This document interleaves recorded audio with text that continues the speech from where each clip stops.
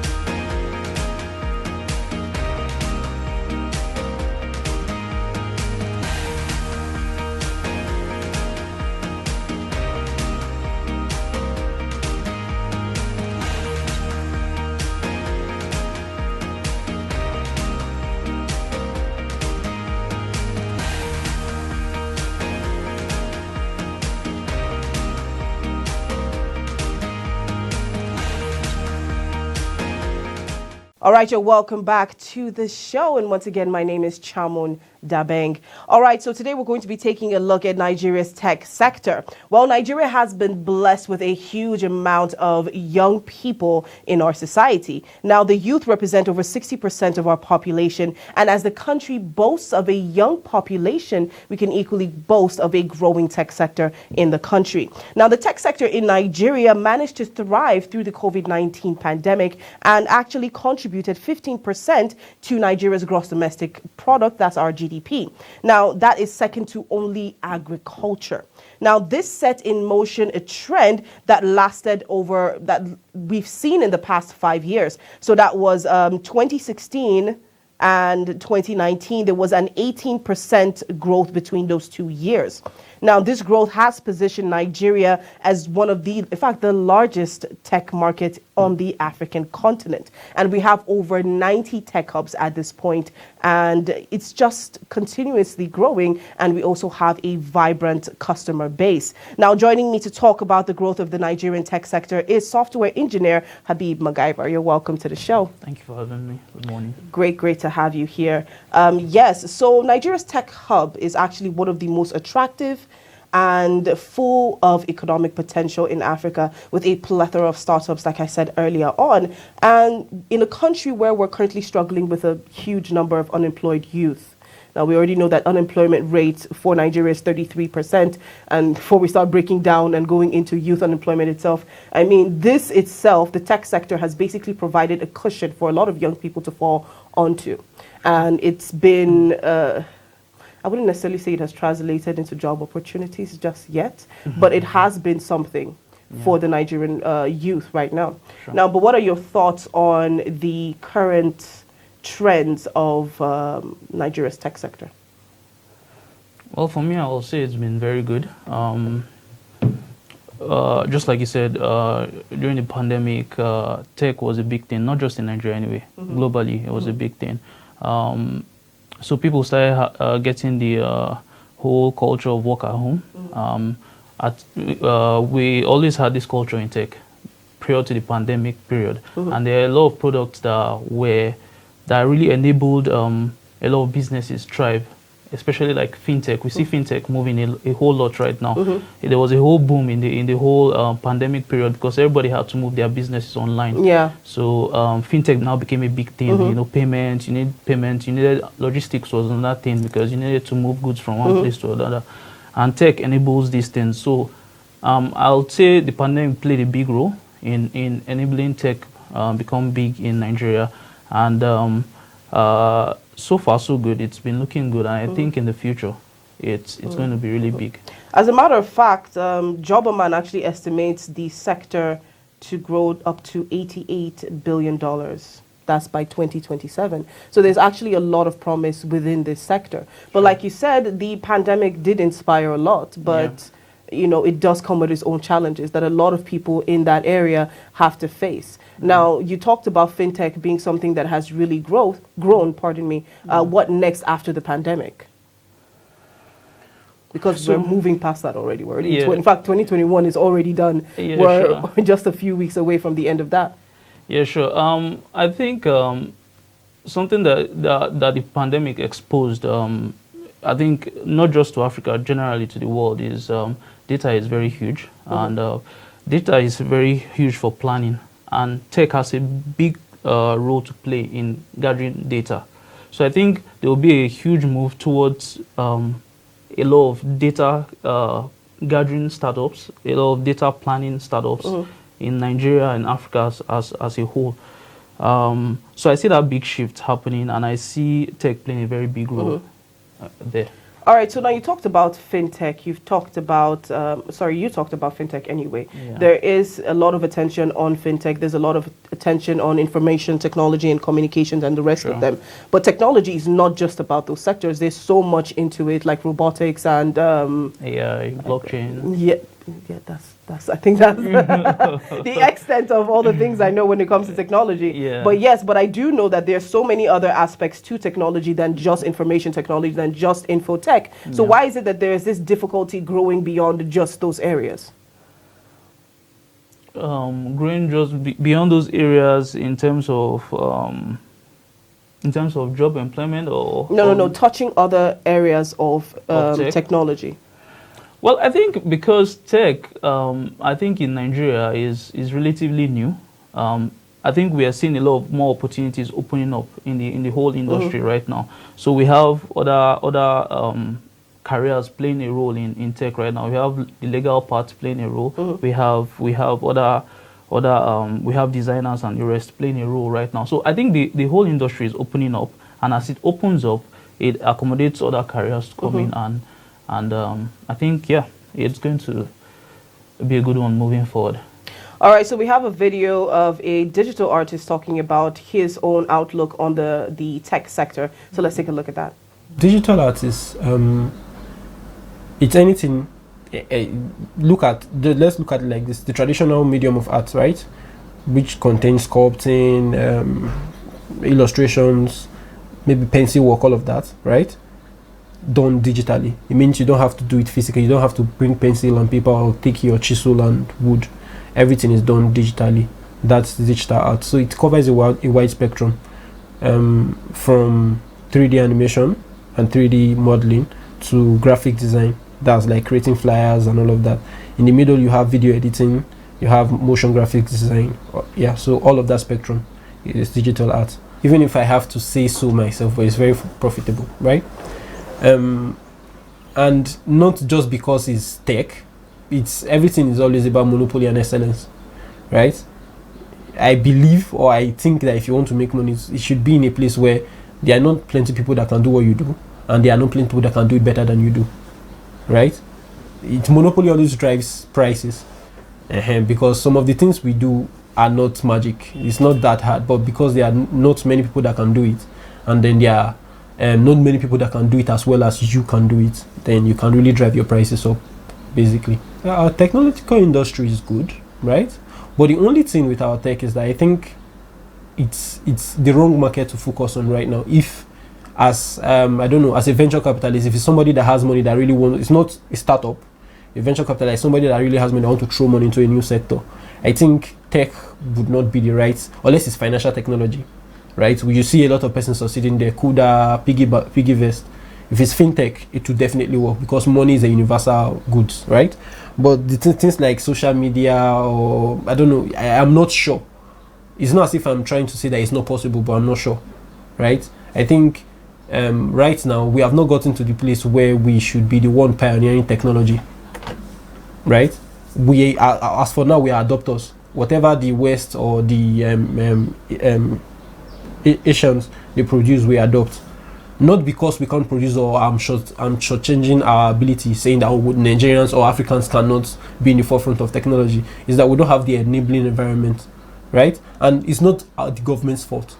It's not that the government cannot create it. It's that, okay, how do we compete with Silicon Valley, right? Silicon Valley is in the forefront. If anything is happening in technology, it's probably happening in Silicon Valley, right? So how do you create something in Africa that can compete at that level?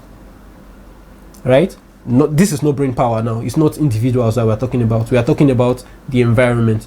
Even if the government starts putting money into this things, there are other sectors where we feel that things are more pressing, right? Let's think electricity, let's think good roads. Basically, that's what I think about that. All right, so from the video, he did venture off into talking a little bit about challenges that are being faced by tech guys here in Nigeria, or faced by the tech sector in Nigeria. But to you, what do you think are some of the challenges that the tech sector faces in this country? I think one major challenge currently, especially in the fintech side, is regulations. I know the government has a lot of you have to regulate things at the end of the day. You have to play a central role. There has to be some sort of control, of course. Obviously. But I think the government isn't close to the players in the industry. I think when you have a close relationship within the players in the industry and those regulating the industry, I think things will go smoothly. They will understand better what we do and how best to put out these regulations. So regulations is the one major challenge I think tech right now is facing. I think another major challenge, just like almost every other sector in Nigeria, is finance. In the news we've heard a lot of finance come into tech, but I think there's still a huge gap to be filled in terms of that. The third challenge I think tech generally has in Nigeria so far is talent. So we have a lot of companies needing talent to push their operations forward, and we are lacking this talent. But I think there are a lot of organizations who are out there trying to bridge this gap, and I think with time things will start to look up. Anyway, still speaking on challenges, one of the challenges that I have noticed is an issue of funding.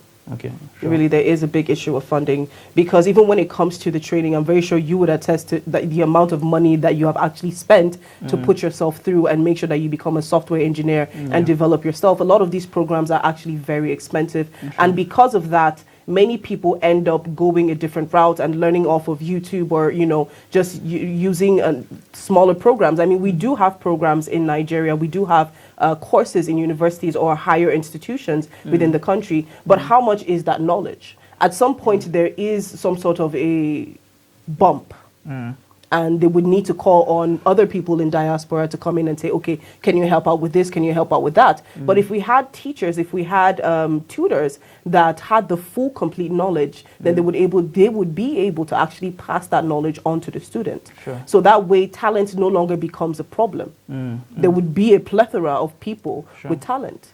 So funding is a really big issue, and that's something that the government does need to come in and play into, because they do need to provide that institution where people who are interested in the tech sector can actually go in and learn properly without having to even go abroad. To do that, we should be able to do it here within our own country. I mean, we've even seen a lot of talented Nigerians who are into tech. Like, there was this young man a few months ago, I think during the middle of the year or so, that builds drones. And a European country was like, oh, you build drones? Let me take you out and then use you. And then now this is an issue of we have created a situation where there's a lot of brain drain, and then we end up losing the talents that we do have to people who are willing to train them and get them to where they need to be for them. So the contribution does not end up coming to the country, it ends up going to their own. So there is a need for the government to take control of that and keep them in this country. Because like I said at the beginning, our market right now, the tech sector market in Africa, is the biggest. Sure. With a lot of promise. I mean, there are two different applications, I'm not going to call their name, but Nigerian-owned applications that have brought in millions of dollars in less than how many years of their existence. So there is a need for us to place that serious attention on the tech sector. I mean, there's nothing wrong with us having a country that is building our own robots or, things like that. But anyway, still on the challenges, we do know that the government had suspended Twitter. Yeah. We know that there has been a ban on cryptocurrency. As a matter of fact, there's been a recent clampdown or a renewed clampdown on people who engage in peer-to-peer transactions. They've basically frozen their accounts and things like that. Now, did that have any effect on the tech sector itself? Definitely. Let's come from the Twitter angle. Twitter is a place of communication. It's a place people get a lot of news. A lot of young people these days go on Twitter to get news, and a lot of people learn on Twitter also. Yeah. So when we're talking about learning, Twitter is a platform that aids that engagement, that learning engagement. And when you cut that off, first of all, we're talking about challenges in the talent pipeline, and you're cutting that off. It's like you're cutting a platform which will enable that. Now people do business on Twitter also. In terms of tech, Twitter has been very vital in driving tech, especially in Nigeria. I remember in the early days back in 2012, 2014, when we had the likes of MCC Hub and Yabacon coming up in Lagos and all. Twitter played that huge role in disseminating a lot of information for people to be able to buy into tech, you know. And the federal government has cut that out. Coming down to cryptocurrency, I understand they're trying to regulate, you know, the whole system and all, and they're trying to not let something they can't control come into the society.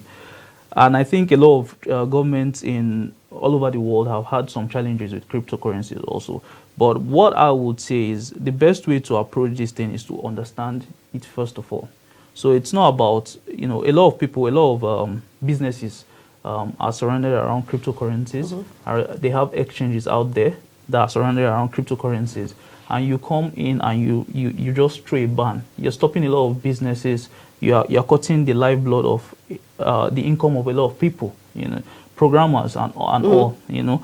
So I think what the government needs to do is try and understand these things, try and bring people out, invite you know, the players in this industry and try and understand and see how they can now regulate this instead of totally banning them out. Yeah. All right. So I have one question. So looking at the e-Naira right now, you know that this is now controlled completely by the CBN. Yeah. And it doesn't really give a lot of space for individuals to generate their own coins. That's if I'm asking it properly right now. Yes, but because even when you look at things like Ethereum, Binance, and the rest of them, they were developed by a group of people themselves. Sure. Now, does this really take away from the pool of opportunities for Nigerian youths who may have an interest in generating their own digital coins? Well, probably. But generally, I don't. Let's not take away the advantages of the e-Naira. Yeah. The government is trying to go cashless policy, and I think e-Naira could drive that. It's a good initiative anyway. It's a good one out there. But just like you said, it might be blocking out.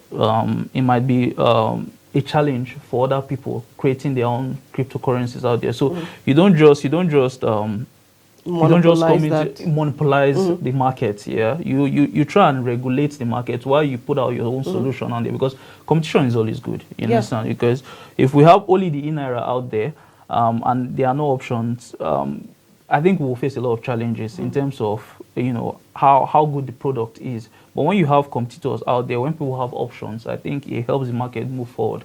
It helps the market grow and move. Yeah. So I think generally, I think the government needs to allow that space. Yeah. All right. So right now, what do you feel that Nigeria needs in order to make the tech sector thrive? I think the first things first. I think the government needs to try and play well with the players in the industry. That's the first thing. Just like you said, we need a lot of funding in this space. And just like you said, tech has in the beginning of the show. You said tech has contributed a huge chunk to Nigeria's 15%. GDP.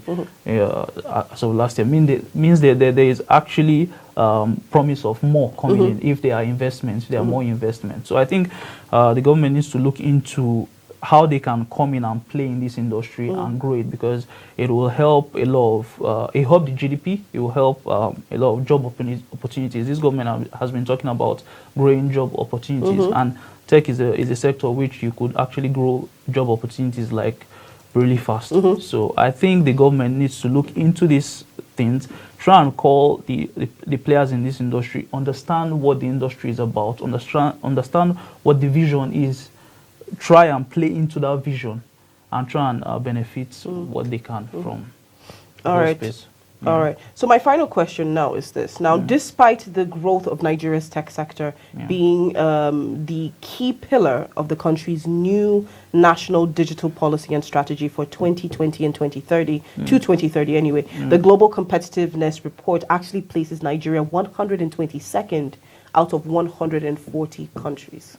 So in Africa, we might be the biggest. But when we take a look, when we step out of it and take a look at other countries, we're sitting at 122 out of 840 countries. And of course, that figure isn't good. Now, even though the government had come up with this strategy, they've put everything together in order to grow the economy. Would you say that they have actually, sorry, not the economy, digital skills for people out there? Has the government shown good faith in following through with this strategy? Well, I think they've tried what they can. The pandemic was a huge challenge for everybody, and the government included. And we are just trying to come out of it and try and put structures in place and all.